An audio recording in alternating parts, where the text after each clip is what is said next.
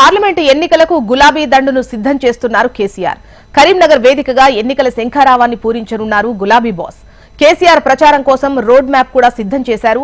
ఈ నెల 12న కరీంనగర్ బహిరంగ సభతో ప్రచారాన్ని ప్రారంభించనున్నారు.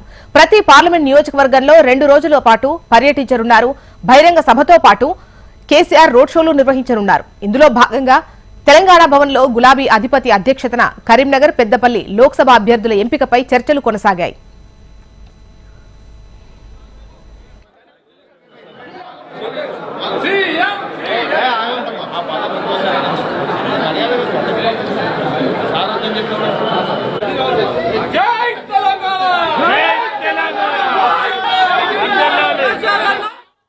కరీంనగర్ లోక్సభ అభ్యర్థిగా బోయినపల్లి వినోద్ కుమార్, పెద్దపల్లి లోక్సభ అభ్యర్థిగా కొప్పుల ఈశ్వర్ పేర్లు దాదాపు ఖరారయ్యాయి. అభ్యర్థుల పేర్లను అధికారికంగా ప్రకటించనున్నారు. అలాగే కరీంనగర్ బహిరంగ సభ వివరాలు కూడా కేటీఆర్ వెల్లడించనున్నారు.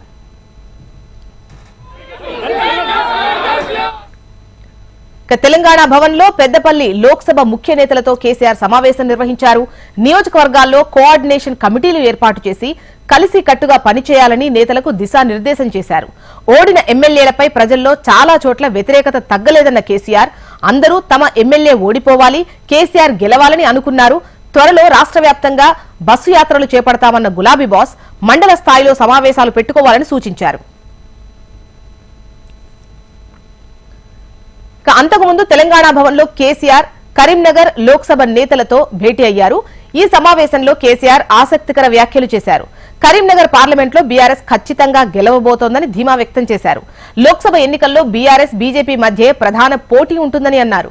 అతి కొద్ది రోజుల్లోనే కాంగ్రెస్ ప్రభుత్వంపై ప్రజల్లో వ్యతిరేకత వచ్చిందని, తెలంగాణలో రైతులు రోడ్లెక్కే పరిస్థితి దాపురించిందన్నారు. బీఆర్ఎస్ తోనే మేలు జరుగుతుంది అనే టాక్ ప్రజల్లో మొదలైందని, అసెంబ్లీ ఎన్నికల ఫలితాలను పట్టించుకోవద్దని నేతలకు సూచించారు. పార్లమెంట్ ఎన్నికల్లో ఎక్కువ స్థానాలు గెలిచేలా నేతలంతా కలిసికట్టుగా కష్టపడాలని అన్నారు.